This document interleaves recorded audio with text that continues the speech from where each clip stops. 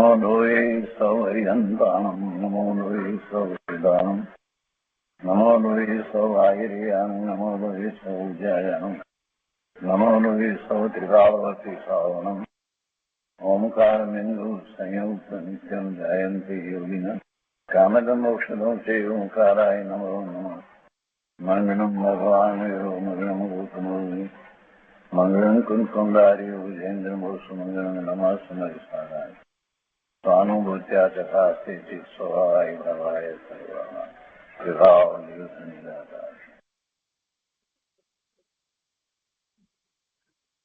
स्वामी कार्तिकेय अनुप्रेक्षा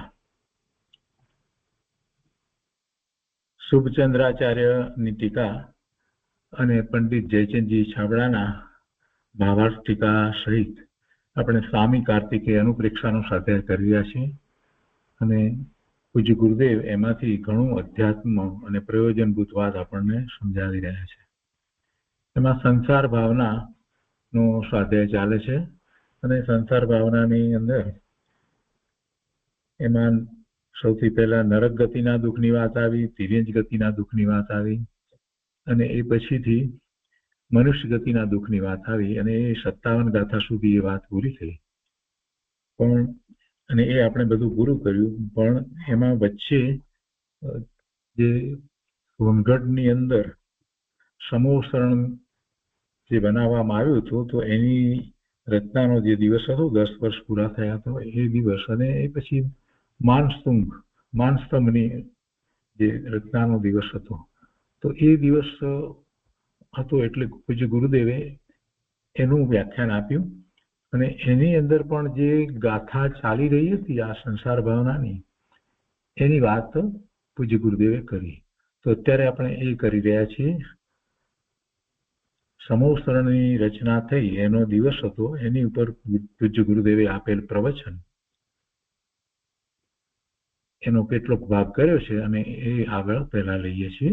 તે પછીથી માનસ્તંભની રચનાના દિવસ વિશે પૂજ્ય ગુરુદેવે જે વાત કરી છે એમાં પણ સંસાર ભાવનાની જ વાત કરી છે એ લઈશું. તો સ્વામી કાર્તિકેય અનુપ્રેક્ષા પ્રવચન ભાગ પહેલો, પાના નંબર 111, એમાં ચોથો પેરેગ્રાફ. ગુરુદેવ કહે છે કે જુઓ, આજે સમવસરણનો દિવસ છે. એક પણ વાત યથાર્થ કબૂલે તો અંદરમાં જ્ઞાન સ્વભાવી આત્માની પ્રતીતિ થયા વિના રહે નહીં. અમને કેમ પ્રતીતિ થતી નથી, કેમ પ્રતીતિ થતી નથી?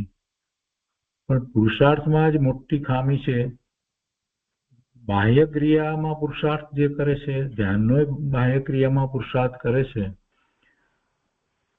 પણ આત્માની પ્રતીતિ માટે મૂળ વાત જે છે એને જેમ છે તેમ એને કબૂલી નથી. કબૂલવી એટલે શું?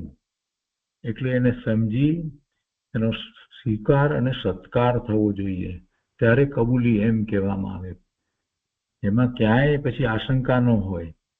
એક પણ વાત યથાર્થ કબૂલે તો અંદરમાં જ્ઞાન સ્વભાવી આત્માની પ્રતીતિ થયા વિના રહે નહીં. ભલે પછી એ પ્રતીતિ પહેલા સવિકલ્પ દશાની હોય, એ રીતે શ્રદ્ધા હોય, બરાબર, પણ છેવટે એ અનુભૂતિમાં પરિણમશે જ. ગુરુદેવ કહે છે કે પુણ્ય, સમવસરણ, તીર્થંકર એક પણ વાતને યથાર્થ કબૂલતા જ્ઞાન સ્વભાવની પ્રતીતિ થયા વિના રહે નહીં. વિચિત્રતાના કાળે વિચિત્રતા છે. વિચિત્રતાને કાળે વિચિત્રતા છે. વિચિત્રતા તો આપણે કહીએ છીએ, અનેક પ્રકાર છે એટલે વિચિત્રતા. પર્યાય અનેક પ્રકારે થાય છે એટલે વિચિત્રતા. અને એ બધું પૂજ્ય ગુરુદેવે સમજાવ્યું. તો એ કાંઈ શાશ્વત વસ્તુ નથી, કેમ કે પર્યાય છે. જે કાળે છે તે કાળે છે. આ જીવ અનાદિનો મિથ્યા દ્રષ્ટિ એ પર્યાયનું લક્ષ્ય કરી અને એમાં ને એમાં જ રોકાઈ રહે છે.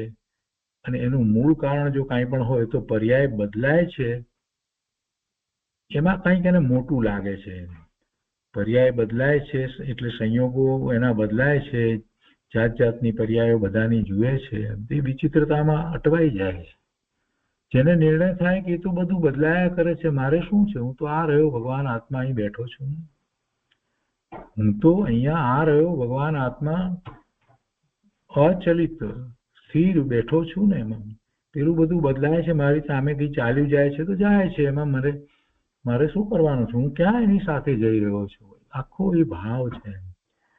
પર્યાયનો પ્રવાહ આખો ચાલ્યો જાય છે અને એ મારી સામેથી પસાર થાય છે, તેથી કઈ હું પર્યાયના પ્રવાહમાં જઉં છું એવો તો કઈ અર્થ નથી.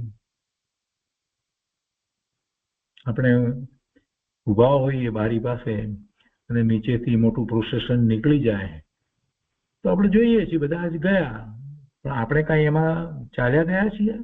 નથી જતા. આપણે તો જ્યાં છીએ ત્યાં ને ત્યાં જ ઉભા છીએ. આ વસ્તુનું સ્વરૂપ આમ જ છે.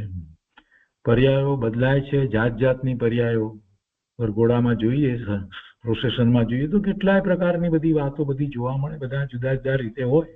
તો આપણને કઈ એમાં કઈ એમ નથી થતું કે હું એ રૂપે થઈ ગયો છું, એવું તો કઈ થતું નથી. તો એ જ રીતે આ પર્યાયો ની બધી વિચિત્રતા છે, અને એ મારા સંયોગમાં બધી પર્યાયોની વિચિત્રતા હોય તે છતાં જ્ઞાની ધર્મીને એમ નથી થતું કે એમાં હું છું. આ વાતને પકડવાની છે, આ વાતને સમજવાની છે. ગુરુદેવ કહે છે કે પર્યાયની વિચિત્રતા તો હોય તો શું થયું એમ? એ બધી વિચિત્રતા એ એક એક સમયની વિચિત્રતા છે, એ વિચિત્રતાના કાળે વિચિત્રતા છે, એ શાશ્વત વસ્તુ પણ નથી. વિચિત્રતાના કાળે વિચિત્રતા છે.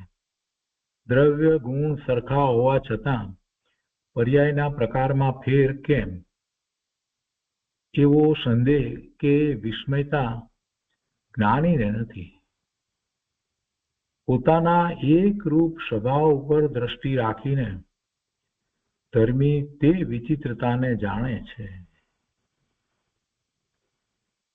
આપણને એમ થાય છે કે આ બધા પ્રોસેસનમાં નીકળ્યા, એમાં અમુક લોકોએ લાલ કપડાં પહેર્યા ને અમુકે પીળા પહેર્યા ને કોઈએ સફેદ પહેર્યા ને કોઈએ ટોપા પહેર્યા ને કોઈએ ટોપી પહેરીને કઈ થાય છે?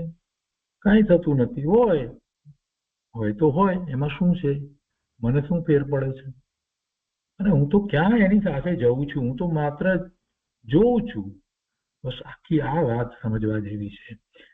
પોતાના સંયોગોની અંદર જે પરિણામો થઈ રહ્યા છે, પોતાના સંયોગોના પરિણામ, બીજાના પરિણામનો આપણે વિચાર નથી કરવાનો. પોતાના કર્મના ઉદય અને એ ઉદયો પ્રમાણે જે કઈ સંયોગો અને એ સંયોગોની અંદર જે ફેરફારો થઈ રહ્યા છે, તો એમાં આમ કેમ એવો કોઈ પ્રશ્ન જ નથી. એ બધા એને કારણે થાય છે. નિમિત્ત કારણ તરીકે લઈએ તો એ કર્મના ઉદય એવા છે, બીજું શું છે એમાં? વિસ્મયતા શું વિસ્મયતા કરવા જેવી છે? કઈ વિસ્મય પામવા જેવું નથી.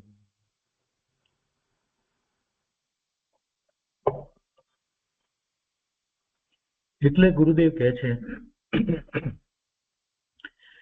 કે દ્રવ્ય ગુણ સરખા હોવા છતાં પર્યાયના પ્રકારમાં ફેર કેમ, એવો સંદેહ કે વિસ્મયતા જ્ઞાનીને નથી.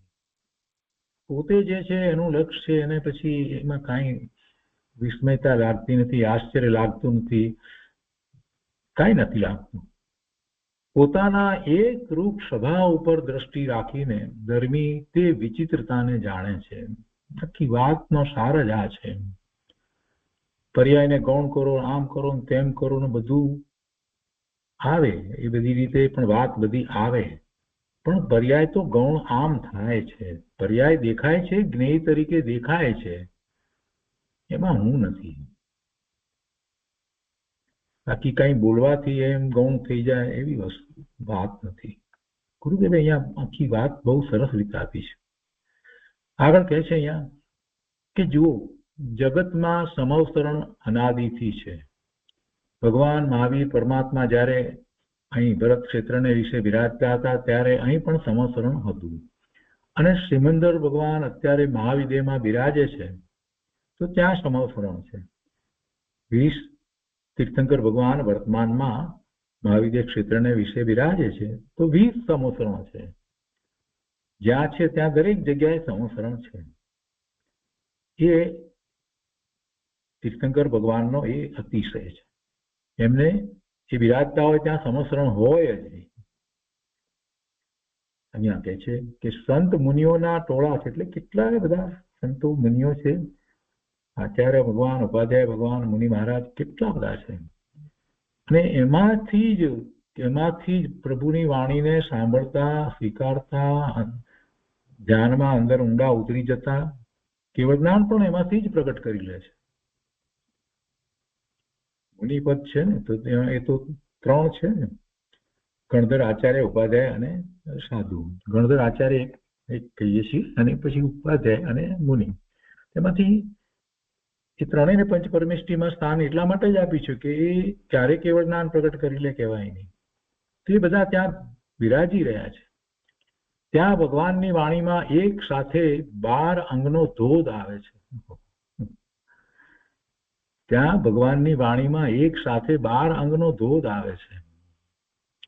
આપણે અહીંયા સ્વાધ્યાય કરીએ છીએ, પૂજ્ય ગુરુદેવના પ્રવચનમાં આપણે બેઠા હોઈએ, સોનગઢમાં પણ બેઠા હોઈએ, તો પણ ક્રમે આપણે જે શાસ્ત્ર ચાલી રહ્યું છે એનો ક્રમે આપણે અભ્યાસ કરતા જઈએ છીએ, એ વાતને સમજતા જઈએ છીએ ક્રમે. અહીંયા ભગવાનની વાણી તો એવી છે, ઓમકાર ધ્વનિ તો એવી છે, ગુરુદેવ કહે છે કે એમાં એક સાથે 12 અંગનો ધોધ આવે છે, એક સમયમાં પૂર્ણતા આવે છે. આ વાત આમ જલ્દી જીવોને બેસતી નથી. કેવી રીતે બને 12 અંગનું જ્ઞાન એક સાથે કેવી રીતે આવે? હમણાં સાયન્સની રીતે સમજાવીશ ને બધાને બેસી જશે. જો સાંભળો, કોમ્પ્યુટર ને આ બધી શરૂઆત થઈ ને ત્યારે અપલોડ કરતા હતા ને ડાઉનલોડ કરતા હતા ને ત્યારે સ્પીડ કેટલી હતી? 2-3 કેબીની, 5 કેબીની, 7 કેબીની. પછી તો એમ કે 50 કેબી. ઓહો, બહુ સ્પીડ વધી ગઈ. પછી તો એમ કે એના કરતા પણ એટલે 1000 કેબી એટલે 1 MB સુધીની સ્પીડ થઈ ગઈ. અને પછીનો સમય એવો આવ્યો કે 1 MB 10 MBની સ્પીડથી ડાઉનલોડ થાય, અપલોડ થાય. પછી કે ના, ડાઉનલોડની સ્પીડ તો 100 MBની. ડાઉનલોડ સ્પીડ તો 100 MBની. હવે 100 MBની ડાઉનલોડ સ્પીડ 1 સેકન્ડની અંદર એટલો બધો ડેટા આવી જાય કે તમારું આખું પુસ્તક આવી જાય 1 સેકન્ડની અંદર. આખું આ પુસ્તક 1 સેકન્ડમાં આવી જાય. અને અત્યારે તો હવે કેવી સ્પીડ થઈ ગઈ છે, વાત ન પૂછે. તો આપણે કોમ્પ્યુટર વાળાને પૂછીએ તો ખબર પડે.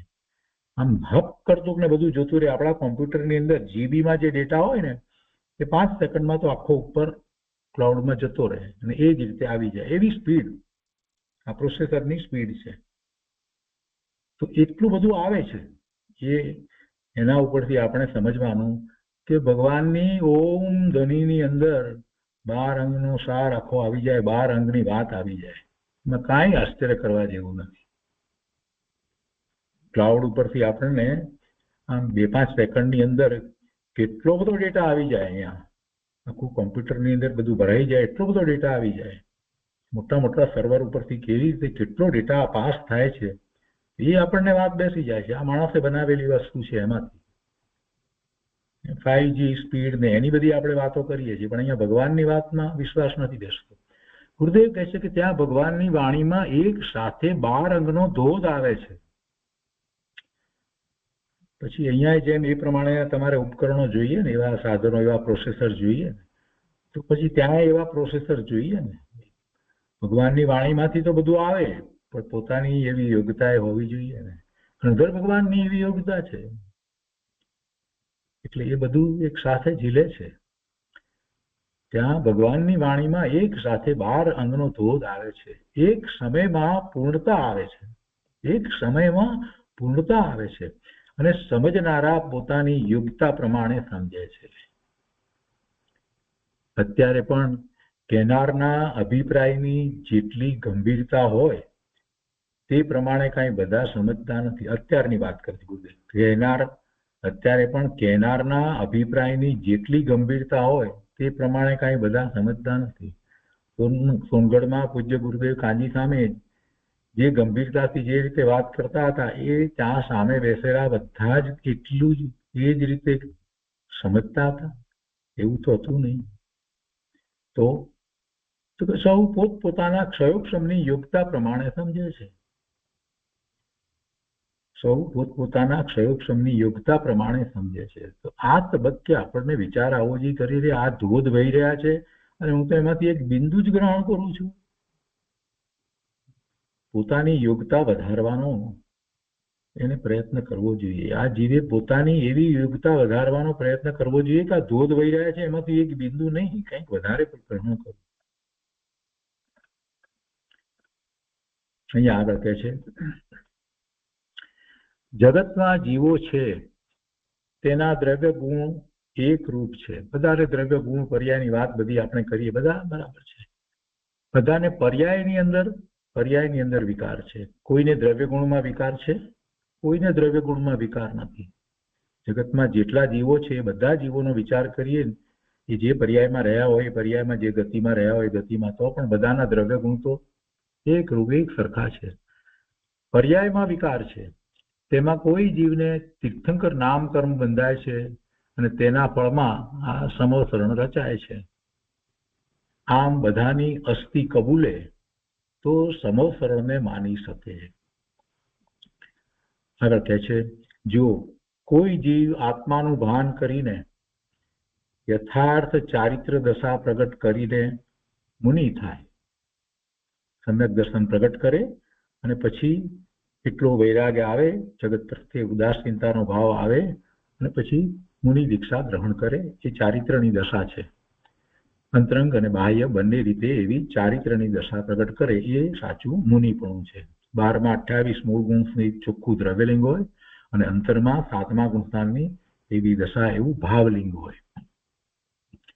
ગુરુદેવ કહે છે કે હજારો વર્ષ આત્માના જ્ઞાન ધ્યાનમાં રહે છતાં તેને તીર્થંકર નામ કર્મ ન બંધાય.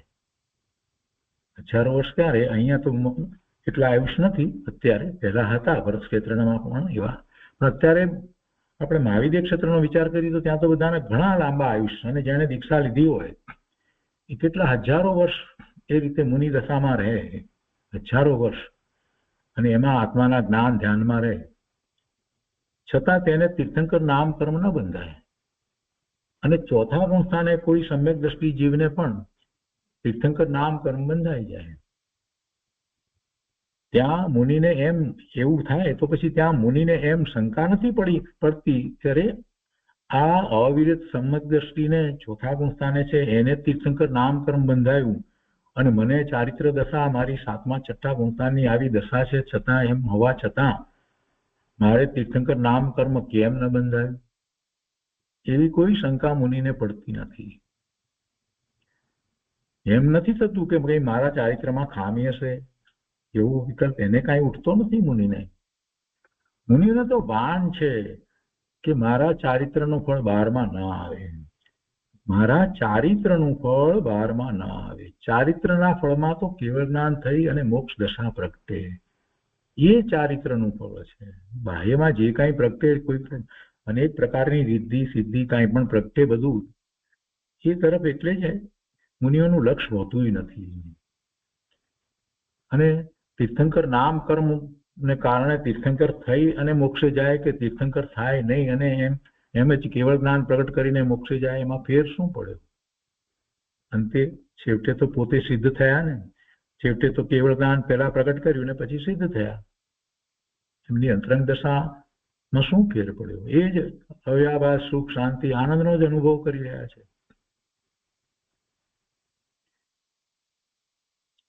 તીર્થંકર નામ કર્મ તો રાગનું ફળ છે, તીર્થંકર નામ કર્મ તો શુભભાવનું ફળ છે, નામ કર્મની પ્રકૃતિ છે. આત્માના ચારિત્રના ફળમાં તો અંદરમાં શાંતિ આવે. શું ચારિત્રથી કાંઈ કર્મ બંધાય? કેમ કે આ તો તીર્થંકર નામ કર્મ છે, તો એ કર્મ અંતરંગ ચારિત્રથી બંધાતું નથી. લોકોને આ ખબર ન હોય.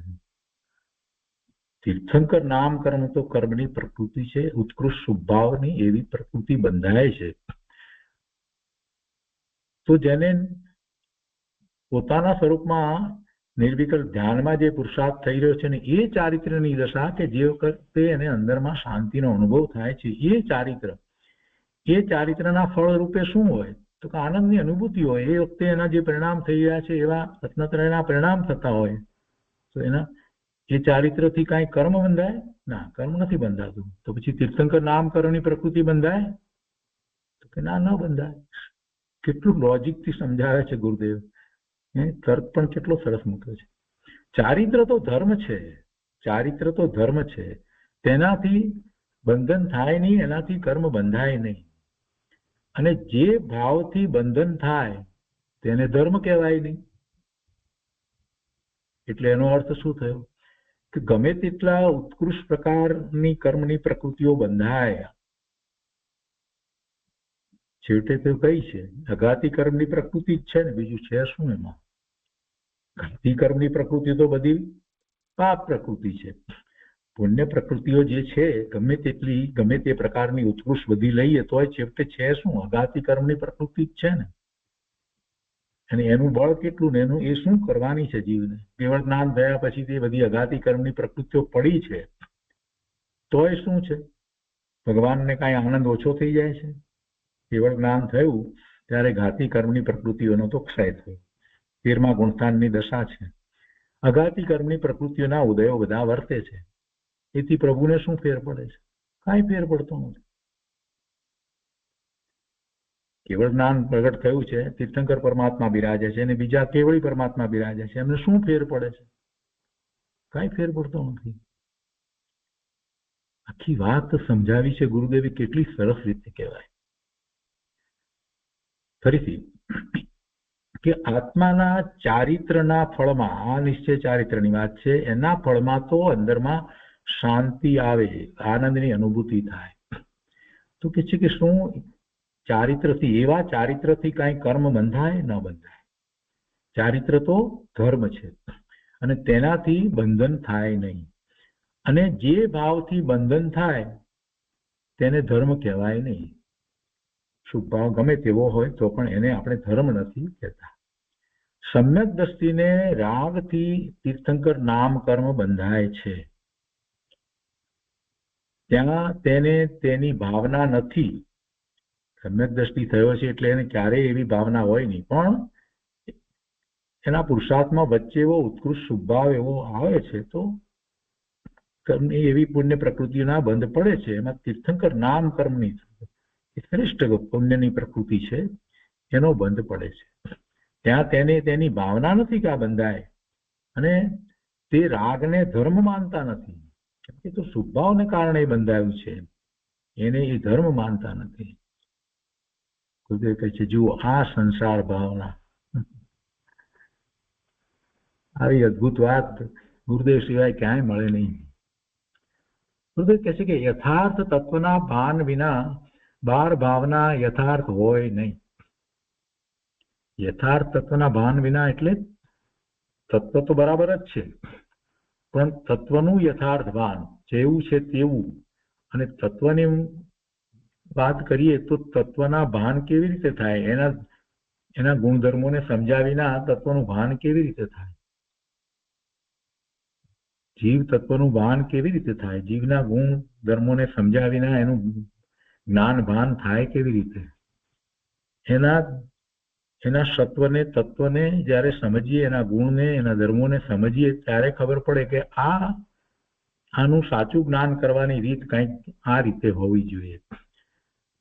અમૃતચંદ્રાચાર્ય ભગવાને સમયસારની ટીકા લખતી વખતે, આત્મખ્યાતિ ટીકા લખતી વખતે પહેલા જ શ્લોકમાં એમ કહ્યું કે સ્વાનુભૂત્યા ચકાસે, અનુભવમાં આવે એવું આ તત્વ છે, જીવ તત્વ એવું છે, અનુભવમાં આવે એવો આત્મા છે. તો એ અનુભવ્યા વિના એ તત્વ, જીવ તત્વ નું ભાન થતું નથી, એ સમજાતું નથી, એનો ખ્યાલ આવતો જ નથી. એ કઈ ડિસ્ક્રિપ્શનનો વિષય નથી, એ કઈ એનું વર્ણન કરવાનો કોઈ વિષય નથી, એ અનુભૂતિનો વિષય છે. એટલે એવી રીતે જયારે ભાન થાય, જેમ છે તેમ ભાન થાય ત્યારે એ સમજાય છે. યથાર્થ તત્વના ભાન વિના બાર ભાવના યથાર્થ હોય નહીં. જગતમાં અનેક જીવો છે, તે દ્રવ્ય ગુણે સરખા હોવા છતાં કોઈ તીર્થંકર નામકર્મ બાંધે, કોઈ ન બાંધે. ક્ષાયિક સમ્યક દર્શન હોય છતાં કોઈને તીર્થંકર નામકર્મ ન બંધાય અને ક્ષયોક્ષમ વાળાને બંધાય. તેનું કારણ તે પર્યાય સત છે. તે પર્યાય સત છે, એનું અસ્તિત્વ છે, એનું હોવાપણું છે. તો પછી એ જે છે તો એમાં આમ કેમ એવો પ્રશ્ન નથી. વસ્તુનું સત સ્વરૂપ છે, દ્રવ્ય સત, ગુણ સત અને પર્યાય પણ સત.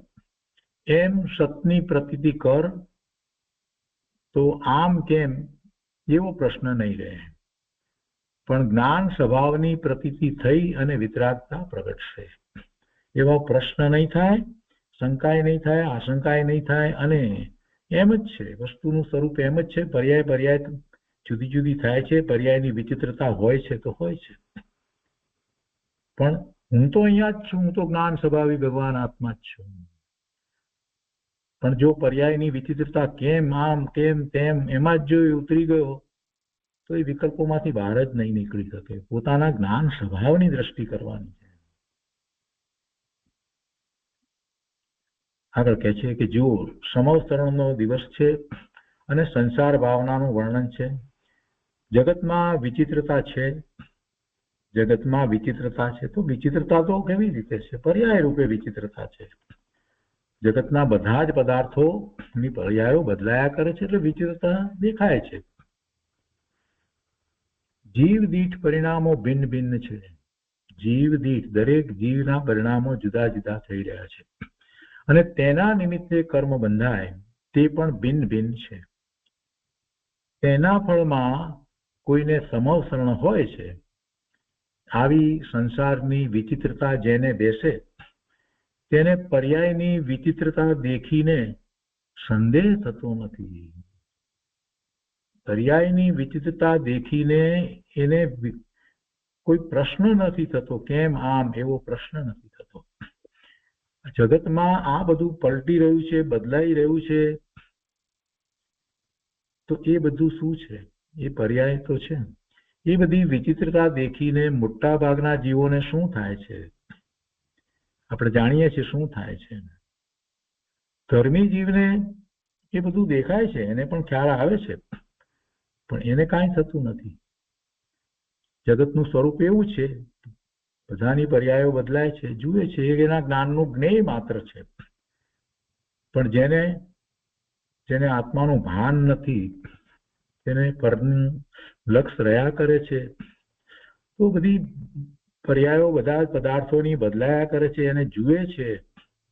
એ બધી વિચિત્રતા, એ વિચિત્રતા દેખીને એ એમાં ને એમાં જ રહી જાય છે. અને એમાં કેટલાય પ્રકારે એમાં એ કંઈક અભિલાષા કરે, ઈચ્છા કરે છે, તૃષ્ણા કરે છે, અથવા તો એમાં કંઈક કરવાની ઈચ્છા કરે છે, એને બદલવાની ઈચ્છા કરે છે, એને પ્રાપ્ત કરવાની ઈચ્છા કરે છે. બસ એમાં જ રોકાઈ ગયો, અને પોતાનું સ્વરૂપ, શુદ્ધ સ્વરૂપ એનું દ્રષ્ટિ થતી જ નથી. આ સંસાર ભાવના છે. આવી સંસારની વિચિત્રતા જેને બેસે તેને પર્યાયની વિચિત્રતા દેખીને સંદેહ થતો નથી. ગુરુદેવ કહે છે કે અહીં સ્વામી કાર્તિકેય અનુપ્રેક્ષાની પંચામની ગાથા ચાલે છે, તેમાં કહે છે કે જગતમાં અનેક પ્રકારના વિચિત્ર દુઃખો સહન કરવા છતાં જીવ સદધર્મમાં બુદ્ધિ કરતો નથી. ધર્મીને તો સદધર્મની બુદ્ધિ છે. તેને સંયોગ વિયોગ દેખીને, ધર્મીને સંયોગ વિયોગ દેખીને તેમાં પર્યાય બુદ્ધિ થતી નથી. ગુરુદેવ કહે છે કે આમ કેમ એવો પ્રશ્ન થતો નથી. કેમ કે પદાર્થ સત છે, પદાર્થનું હોવાપણું છે, એટલે તેની પર્યાયની યોગ્યતા પ્રમાણે જ સંયોગ વિયોગ હોય. પદાર્થ તો નાશ પામતો નથી, અવિનાશી છે, પરિણમે છે, તો પર્યાય બદલાય છે, તો એ પ્રમાણે સંયોગ વિયોગ હોય. એક પર્યાય થઈ એવો સંયોગ, એ પર્યાય ગઈ એટલે એ પર્યાયનો વિયોગ થયો. સ્વભાવની દ્રષ્ટિ પૂર્વક આવી ભાવના ભાવવાથી ધર્મીને એકાગ્રતા વધતી જાય છે અને સહજ આનંદ વધતો જાય છે. તેથી આ ભાવના ભવ્ય જીવોને આનંદની જન્મી છે. જીન વચનની ભાવના માટે આ ભાવનાઓની રચના કરી છે. એટલે આ ભાવના ભાવીને દ્રવ્ય ગુણ પર્યાય ત્રણે જેમ છે તેમ સમજીને તેની પ્રતીત કરે છે. તેમાં તેને વિતરાગી શ્રદ્ધા, વિતરાગી જ્ઞાન અને વિતરાગી આનંદનો અંશ પ્રગટે છે. જુઓ કેટલું સહેલું કરી દીધું. સંસાર ભાવના એ તો આપણે શીર્ષક આપ્યું, એમાં બતાવીશું તો કે બધા બદલાય છે. સંસારની અંદર બધાનો જે બદલાવ થાય છે, ગુરુદેવે એને કઈ રીતે લીધું કે તો બધું પર્યાય રૂપે બદલાય છે. એ પર્યાય રૂપે બદલાય છે એ વખતે પણ એ તો ભગવાન આત્મા એવો ને એવો જ રહે છે ને. દ્રવ્ય ગુણ પર્યાય 3 છે ને, તો બદલાઈ રહ્યું છે તો પર્યાય છે. તો એ વખતે દ્રવ્ય ગુણમાં તો કાંઈ ફેર પડતો નથી. એટલે સંસાર ભાવનામાં ગુરુદેવ આપણને દ્રવ્ય તરફ આ રીતે લઈ જાય છે. જે બદલાઈ રહ્યું છે એ છે બધું. સંસાર બધો બદલાઈ રહ્યું છે એ છે. કે છે કે એટલે આ ભાવના ભાવીને દ્રવ્ય ગુણ પર્યાય 3 જેમ છે તેમ સમજીને તેની પ્રતીત કરે છે. જે બદલાઈ રહ્યું છે તે સંસાર છે. જે મારું સ્વરૂપ ધ્રુવ રહ્યું છે એ કાંઈ સંસાર નથી, એમાં કાંઈ ફેર પડતો નથી. જે બદલાઈ રહ્યું છે એનાથી દ્રવ્યની અંદર કોઈ ફેર પડતો નથી. ગમે તે પર્યાય થાય તે છતાંય દ્રવ્ય કાંઈ મલિન થતું નથી. આ વાત સમજાઈ જાય છે કે 3 લીધા, દ્રવ્ય ગુણ પર્યાય. 2 તો બરાબર રહ્યા, દ્રવ્ય ગુણ. દ્રવ્ય શું છે? ગુણોનો સમૂહ એવું દ્રવ્ય છે, અસંખ્ય પ્રદેશ છે. અને પર્યાય તો બદલાય છે તો પર્યાય બદલાય છે. તો મૂળ વસ્તુ તો જેમ છે તેમ જ રહી. આખી વાતને એમ જ્યારે લે છે, એમ વિઝ્યુલાઇઝ કરે છે, હા બધું બદલાઈ રહ્યું છે પણ હું તો આ રહ્યો. આખી વાત બદલાઈ જાય છે. ગુરુદેવ કહે છે કે તેમાં તેને વિતરાગી શ્રદ્ધા, વિતરાગી જ્ઞાન અને વિતરાગી આનંદનો અંશ પ્રગટે છે. આ રીતે વિતરાગી શ્રદ્ધા, વિતરાગી જ્ઞાન અને વિતરાગી આનંદનો અંશ પ્રગટે છે. બાર ભાવના ભાવનારની લાયકાત કેટલી હોય કે વસ્તુ સ્વરૂપનું યથાર્થ ભાન હોય. સમ્યક દર્શન વગર બાર ભાવના યથાર્થ હોતી નથી. જીન વચનની વિરુદ્ધ કહેનારા કોઈ પણ દેવ, ગુરુ, શાસ્ત્રને જે માને તેને બાર ભાવના હોય નહીં. બાર ભાવનામાં ગુરુદેવે કેટલું બધું ગાંભીર્ય ભરી દીધું. ઓહો, આવી વાત. આગળ કહે છે, અહો સંસારમાં વિચિત્ર સંયોગો, વિચિત્ર પરિણામો. તેનું કારણ શું? કે પર્યાયનો વિચિત્ર સ્વભાવ છે. પર્યાય સ્વતંત્ર રીતે એવી થાય છે. હું દ્રવ્ય ગુણે ત્રિકાળ એક રૂપ છું એવી અંતરદ્રષ્ટિપૂર્વક ધર્મી જીવ પર્યાયની વિચિત્રતાને જાણે છે, માત્ર એને જાણે છે. ક્ષણ ક્ષણનો રાગ અને સંયોગ સ્વતંત્ર છે અને તે ક્ષણે ધ્રુવ સ્વભાવ પણ સ્વતંત્ર છે. જ્યારે રાગ છે ત્યારે પણ ધ્રુવ સ્વભાવ છે. એમ બધાને જાણીને ધર્મી જીવ ધ્રુવ સ્વભાવ તરફ વળે છે. અહો જગતમાં જીવો આ મનુષ્ય ભાવ પામીને ક્ષણિક રાગ અને સંયોગને જ દેખે છે, પણ તેના ચારિત્ર ગુણની ઉલટી દશા થઈ અને રાગ થયો છે. એટલે એનો ચારિત્ર ગુણ અંદરમાં ચાલી રહ્યો છે, એનું જે ભવન છે એના કરતા ઉલટા પ્રકારે પ્રત્યક્ષ, ઉલટા પ્રકારે જે પ્રગટ પર્યાય છે એમાં એવી દશા છે. પેલો અંદરનો ગુણ ઉલટો નથી વહી રહ્યો, એટલે ઊંધો અર્થ ન સમજવો છે કે પણ તેના ચારિત્ર ગુણની ઉલટી દશા થઈ અને રાગ થયો છે. તેવા ધ્રુવ ચિદાનંદ સ્વભાવને સ્વીકારતા નથી. પોતાના ધ્રુવ ચિદાનંદ સ્વભાવને સ્વીકારતા નથી. તેથી પર્યાયનું લક્ષ્ય કરી અને વિભાવ ભાવે થતા પછી સંસારમાં પરિભ્રમણ કરી રહ્યા છે. આમ સંસાર ભાવના ધર્મી જીવ ભાવે છે, પોતે એનાથી જુદો છે એમ ધર્મી જીવ ભાવે છે. આ ભાવના ભાવનારે પોતાને તો સ્વભાવનું ભાન છે, તેને પર્યાય બુદ્ધિ છૂટી ગઈ છે. આ રીતે જે ભાવના ભાવે છે એને પોતાનું ભાન, આત્માનું ભાન, ધ્રુવનું ભાન છે, એટલે પર્યાય બુદ્ધિ છૂટી ગઈ છે. પછી 56મી ગાથાનો વિસ્તાર કરતા હતા તે દિવસે પછી આગળ પણ એ વાત આવી ત્યારે એમણે એ વાત લીધી અહીંયા. ત્યારે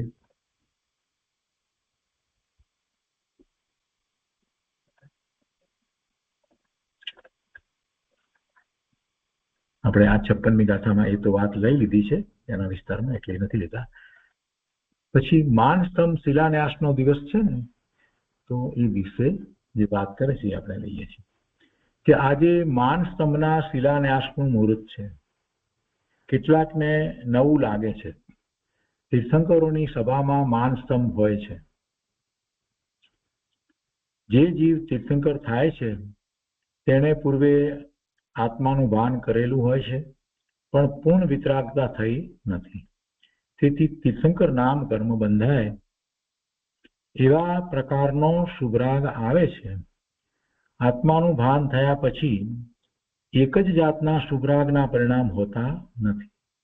બધાના શુભરાગના પરિણામ જુદા જુદા હોય, શુભભાવ જુદો જુદો હોય, જુદા જુદા પ્રકારે હોય. તે જીવને આવો જ શુભરાગ કેમ? પૂર્વે કાંઈ તીર્થંકર નામ કર્મ બાંધેલ નથી કે જેના નિમિત્તે આવો શુભરાગ આવે. કોઈને આવો શુભરાગ આવે તો કેમ? તો એ કોઈ પ્રશ્ન જ નથી. પૂર્વે કાંઈ તીર્થંકર નામ કર્મ બાંધેલ નથી કે જેથી કરીને એના નિમિત્તે આવો શુભરાગ આવે. તો તે જીવ દ્રવ્ય જ એવું છે કે તેને જ તે પ્રકારનો શુભરાગ હોય છે અને તે તીર્થંકર પુણ્ય પ્રકૃતિ બંધાય છે. તો તે પ્રકૃતિનો ઉદય 13મા ગુણસ્થાને આવે છે. 13મા ગુણસ્થાને એ તીર્થંકર નામ કર્મની પ્રકૃતિનો ઉદય આવે છે. ત્યારે તીર્થંકરને રાગ હોતો નથી અને તે પુણ્ય પ્રકૃતિના ઉદયના નિમિત્તે ઇન્દ્રો આવીને સમવસરણની રચના કરે છે. વર્તમાનમાં મહાવિદેયમાં શ્રી સિમંદર સ્વામી વિરાજે છે ત્યાં સમવસરણ ઇન્દ્રોએ રચેલું છે. તેનો નમૂનો અહીં છે. સુંદરગઢમાં કર્યું એટલે, પણ તે આત્માથી જુએ તો સમજાય તેવું છે. ભગવાનના સમસરણમાં ચારે બાજુએ 4 માનસ્તંભ હોય છે. સમસરણની રચના કરી અને પછી ચારે બાજુએ 4 માનસ્તંભ હોય છે. બધી રચના ઇન્દ્ર અને દેવો આવીને કરે. તેને દેખીને માન ગળી જાય છે. હવે માનસ્તંભ છે ને એના વિશે ગુરુદેવ સમજાવે છે કે માનસ્તંભ ને જોઈ અને કેવા ભાવ થવા જોઈએ. મિથ્યા દ્રષ્ટિને મિથ્યાત્વ કદાચ ન જાય તો પણ એને એમ તો થાય કે આ કોઈ અલૌકિક પુરુષ છે એમ માન ગળે છે. જ્યાં તીર્થંકર ભગવાન બિરાજમાન છે, સમૂહસરણની આવી રચના થઈ છે અને આવો માનસ્તંભ ચારે બાજુ 4 માનસ્તંભ છે, ત્યારે થાય છે કે આ અંદર બિરાજમાન જે પુરુષ છે એ કોઈક અલૌકિક છે એમ તો એને માન, પોતાનું માન ગળી જાય છે એમ કે છે. અભિમાન ઉતરી જાય.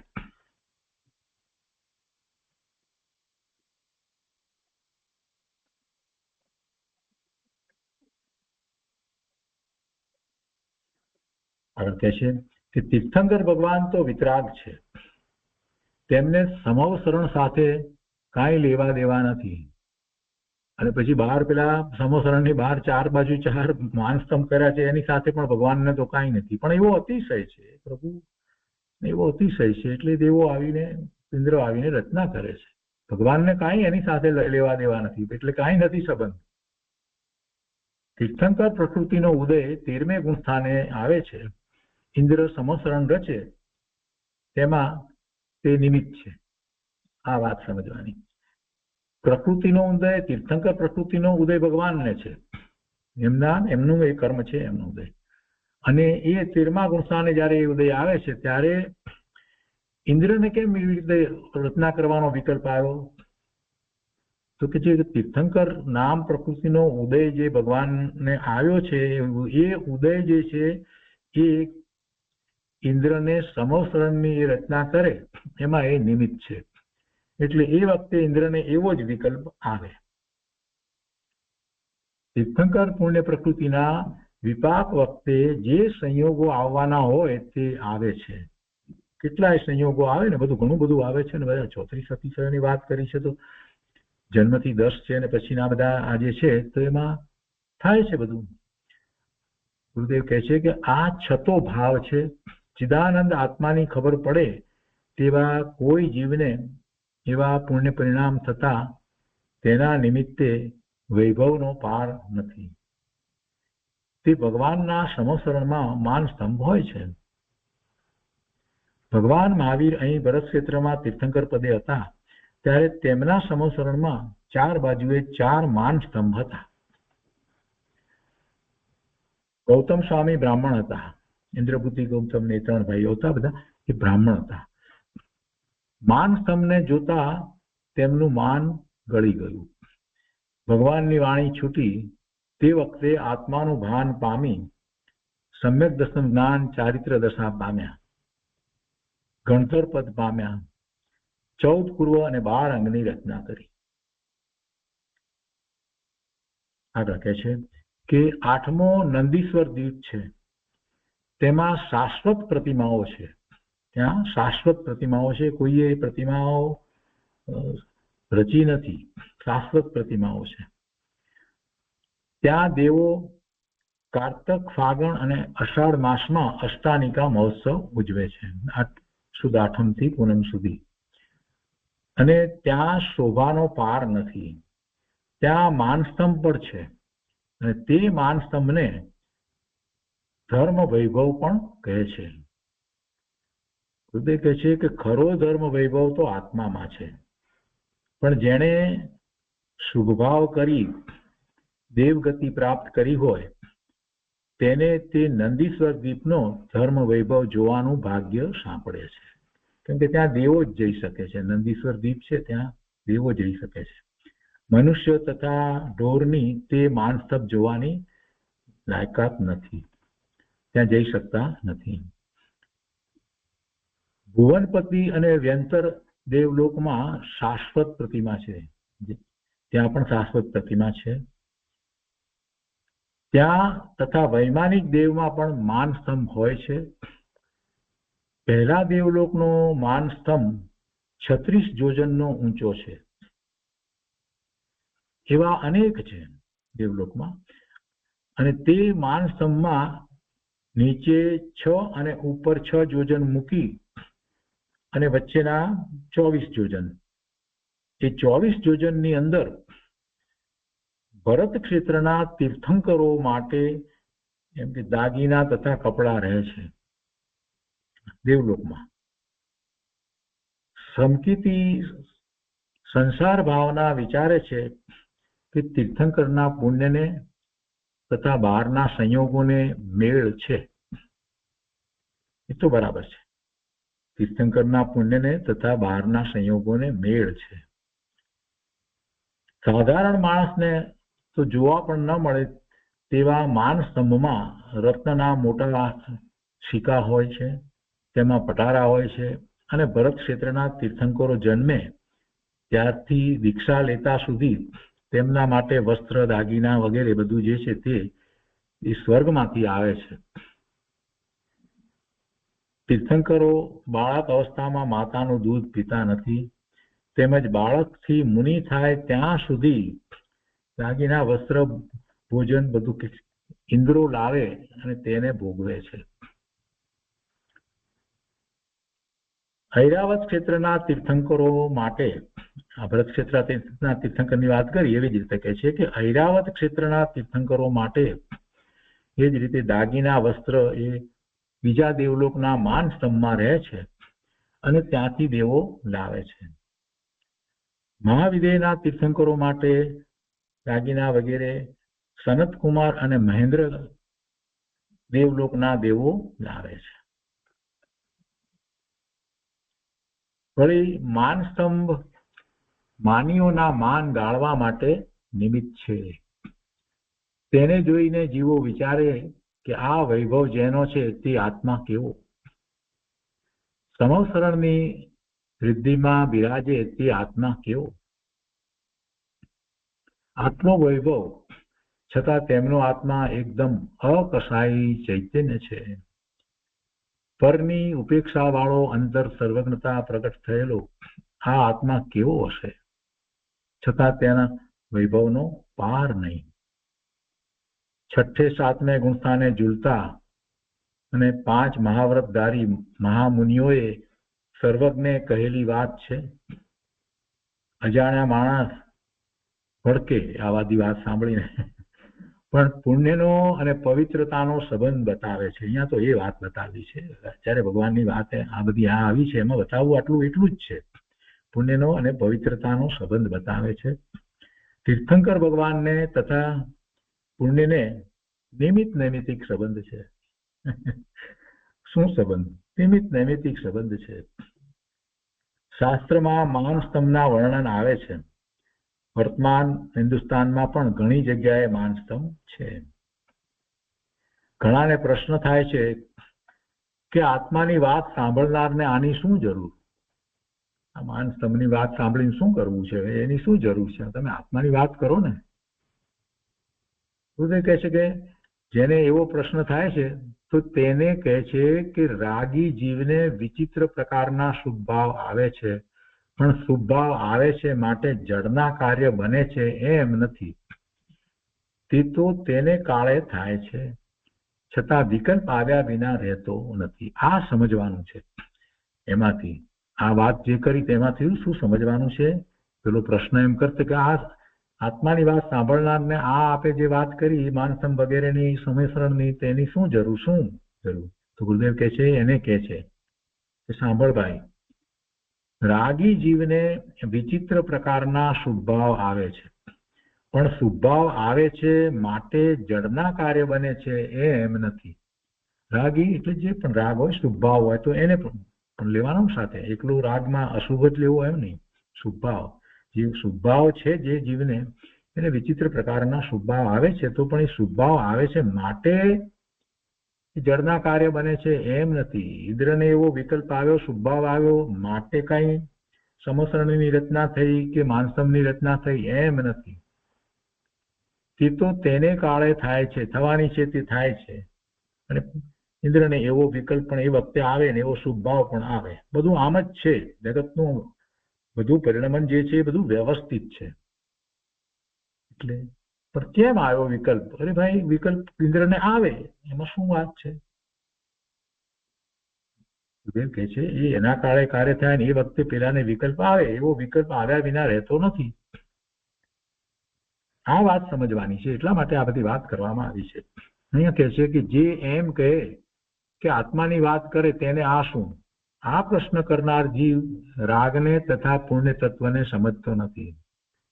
અહીંયા આ બધી વાત કેમ લાવે? આત્માની વાત કરવામાં એમ જે માનતો હોય તો એને કહે છે કે આ પ્રશ્ન કરનાર જીવને રાગને તથા પુણ્ય તત્વને એ સમજતો નથી.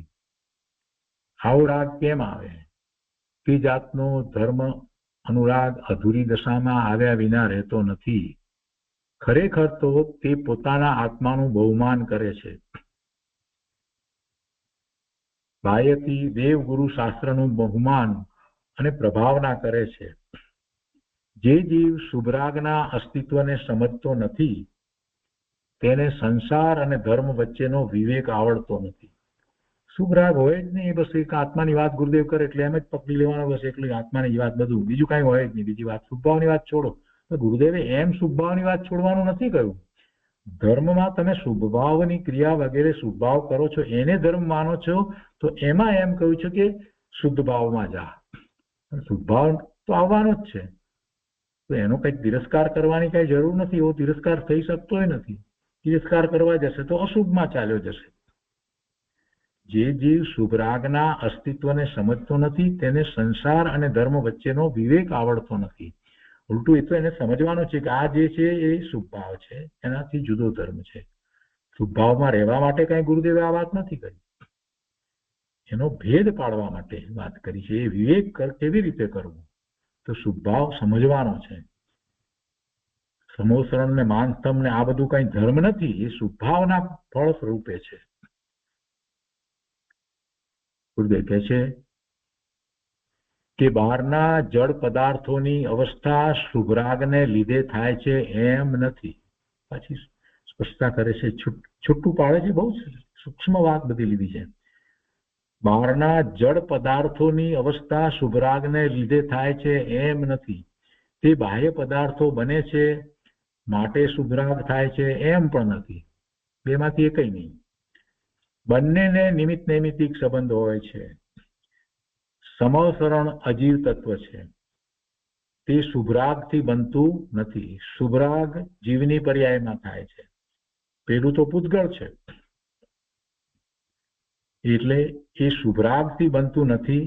અને રાગના સમયે રાગ આવ્યા વિના રહેતો નથી. રાગને લીધે માનસબ મરી જાય એમ બનતું નથી. છતાં તે શુભરાગ ધર્મ પ્રત્યેનો અનુરાગ બતાવે છે. એ શુભરાગ ધર્મ પ્રત્યેનો અનુરાગ બતાવે છે. દ્વારા આપણને ખ્યાલ આવે છે કે એને એ જીવને ધર્મ પ્રત્યેનો એવો અનુરાગ હતો, એટલે એવો પુણ્યનો બંધ થયો. એવી તીર્થંકર નામ પ્રકૃતિ બંધાઈ અને એના નિમિત્તે પછી આ માન સ્તંભની રચના કરવાનો વિકલ્પ, સમોસરની રચના કરવાનો વિકલ્પ ઇન્દ્ર વગેરેને આવ્યો અને એમને એ વિકલ્પ આવ્યો અને ત્યારે નિમિત્ત નૈમિત્તિક સંબંધ એવો હતો કે એ બધી રચનાઓ થઈ. બાકી રચના કોણ કરે? ઇન્દ્ર કરે છે. અહીંયા કે છે અજ્ઞાની જીવો આને પ્રવૃત્તિ કહે છે. અરે ભગવાન, અજ્ઞાની જીવો આને પ્રવૃત્તિ કહે છે અને આપણે પ્રવૃત્તિમાં ન પડવું એમ કહે છે. જડની પ્રવૃત્તિ કોણ કરી શકે છે? પૂતગલ પદાર્થોની અવસ્થા જે કાળે થવાની હોય તે કાળે થાય છે. રાગને લીધે બહારની પ્રવૃત્તિ કરી શકાય છે એમ છે જ નહીં. છતાં રાગ આવ્યા વિના રહેતો નથી. સ્વભાવના ભાનપૂર્વક લીનતા અને રાગનો અભાવ તે ખરેખર પ્રવૃત્તિ છે. અજ્ઞાની જીવો અજ્ઞાનના કારણે મૂંઝાય છે, પણ આ બધી વસ્તુ સ્થિતિ છે. જ્ઞાની જીવ સંસાર ભાવનાનો વિચાર કરે છે. જ્ઞાન સ્વભાવ વડે સ્વને જાણતા પર પ્રકાશક જ્ઞાન ખીલે છે અને પરને જાણવાનો જેવો જ્ઞાન પર્યાય ખીલે છે તેવા સંયોગો સામે હોય છે. જ્ઞાન ખીલ્યું માટે સંયોગોને આવવું પડ્યું એમ પણ નથી, અને સંયોગો આવ્યા માટે પર પ્રકાશક જ્ઞાન ખીલ્યું એમ પણ નથી. સંયોગો આવ્યા માટે પરનું જ્ઞાન થયું એમ પણ નથી, અને પોતાનું જ્ઞાન એટલું વધ્યું છે માટે બધા પરનું જ્ઞાન થાય છે એવી પણ વાત નથી. અહીંના જીવોની જ્ઞાનની યોગ્યતા છે, તેને આવા નિમિત્તો જોવા મળે છે, અને જેને એ પ્રકારના જ્ઞાનની યોગ્યતા નથી તેને આવા નિમિત્તો હોતા નથી. તો આજનો સ્વાધ્યાય આપણે અહીંયા સુધી રાખીએ છીએ. વિશેષ વિસ્તાર આપણે આવતા સ્વાધ્યાયમાં લઈશું.